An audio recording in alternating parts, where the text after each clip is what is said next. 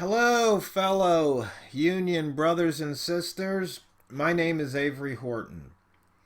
My last video, we looked at staff salaries on the LM-2 report that the union files with the United States Department of Labor. In this video, let's look at the expenses. In case you haven't seen the previous video, we go to the Department of Labor's website under Union Search,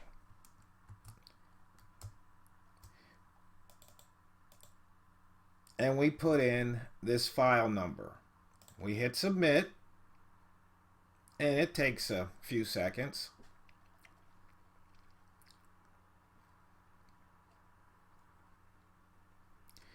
And what comes up is the Service Employees Local Union 503. And you can see here it says 2016 report. We click on that and we get the report. And then what we can do is we can scroll down. So let us scroll down past the salaries, since we've already covered that, but we will revisit it. Past the receipts, past the representational activities. We'll come to that in another video.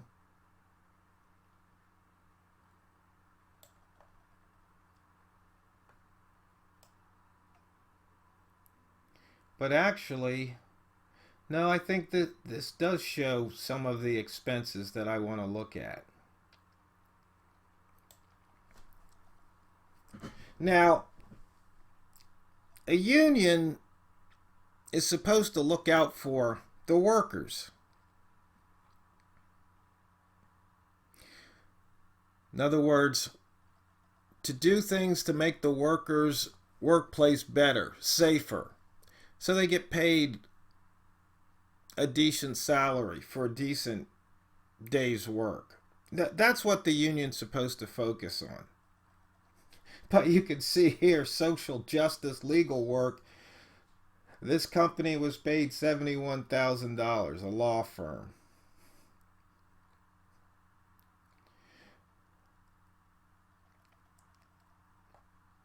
And right here, we can see there was internet service paid over $122,000.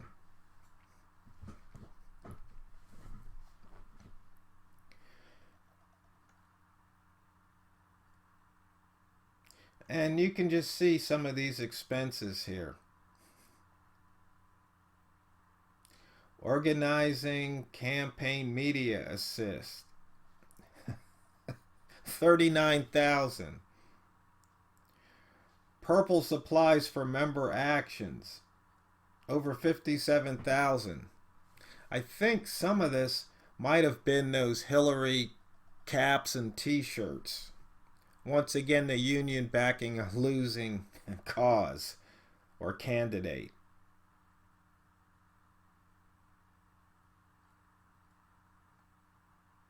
And here's some interesting ones. Supplies, some more legal work here. Now, this is where we get into my area of expertise. Software consultant. Once again, I have a Bachelor of Science degree in computer science. I'm a home care worker.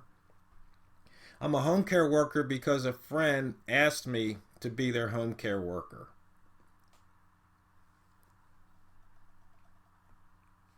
So, $25,000 for a software consultant.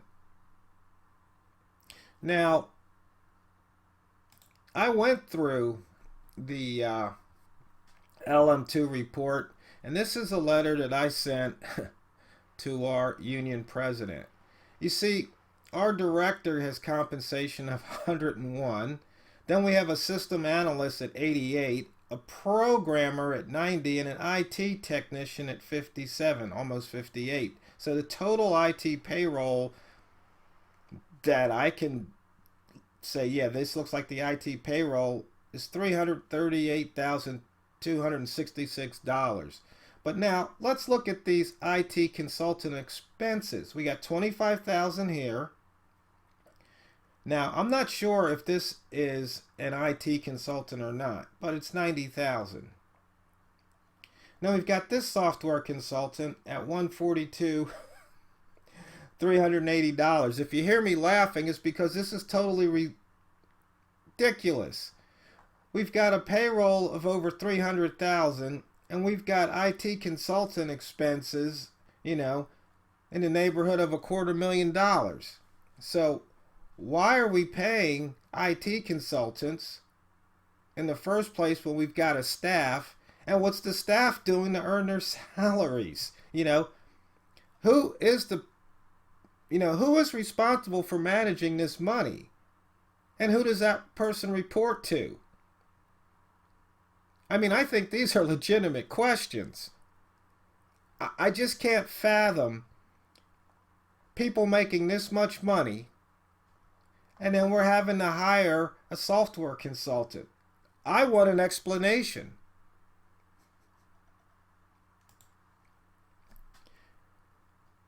Labor education for members, $21,000. Member educational materials, $31,000. Now, I'm all for member education, but so far I only see $52,000 on member education. There's over 56,000 members. Now, don't just take my word for that. Okay? I think somewhere in this report,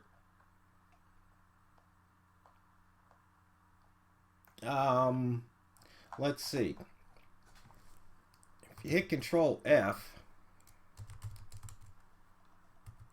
we can do a search for members. You see, once again, I understand computers. How many members did the labor organization have at the end of the reporting period? You see how quick I found that? Almost 57,000. Well, so in other words, less than $1 spent per member on education. Now, let's look up education. Oh, we've got political education, but do you really need to be politically educated? Okay, so here's education. There's the other education. Postage mailing for member education, okay, 39. So we're up to what? Just a little under 100,000. Member education brochures, okay, that pushes it over 100,000. I'm just ballparking these numbers. But that's it. So maybe $2 for member education. Why don't they want to educate us? You have to ask that question. Because they don't want to. They don't want us educated. You see, there's only a few ways to make more money, to earn more money. You increase your skill set. You increase your education. You increase your productivity. That's how you earn more money, because you become more valuable to your employer. But there's no education. I could think of plenty of things they could teach us. I've been going to union meetings for I don't know how long, and I don't ever remember any education at the meeting. I don't ever remember hearing financial numbers at the meeting, because they don't want us to know. They want us to stay right where we are. But you see, we need union leadership that does better. If you notice, the people who are telling you to vote yes, they were the people part of the general council. Let's see, let's look at banquets. This is a good one. Banquet sponsorship. Let me see. I think I need to come back up to the top here. Okay, I remember seeing something else in the range of 60,000.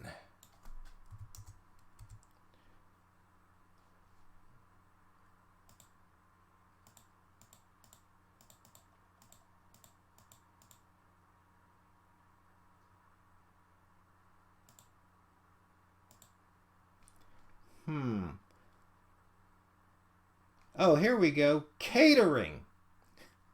That's where it was. Over $60,000 for catering. I wonder how many people attended this event. Actually, there's the down payment. It's over $70,000. Were you at that event?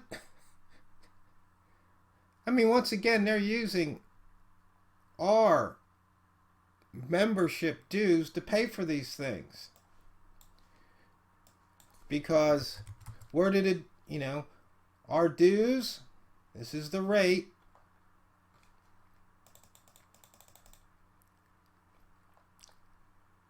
Cash receipts, 28 million and change in dues. That's the lion's share here. That's 90%. But you see here, rather than have education, they don't even list education here. Really? No, we're spending too much time and money on representational activities, political activities, and lobbying. But you see this Schedule 15?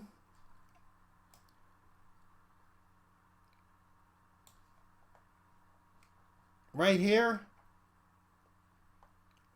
Representational activities. We've got an awful lot of organizers doing an awful lot of representational activities. In other words, we've got people who, rather than answer our phone calls when you call MRC and get lost in the phone tree, or the offices of SEIU and get lost in the phone tree where the receptionist makes $50,000. No, they're spending their time and our money over what, $10 million of our dues.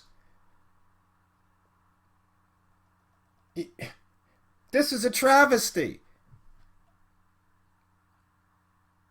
They're spending this much money. If they took half of that and put it toward member education, think how much further you could get in your career. Now, fellow union brothers and sisters, they talk about transparency. Before I came along, did you know this? So I ask you, once again, on this upcoming vote, to vote the way you want to vote and not the way union leadership tells you to vote. Thanks again, fellow union brothers and sisters, for listening.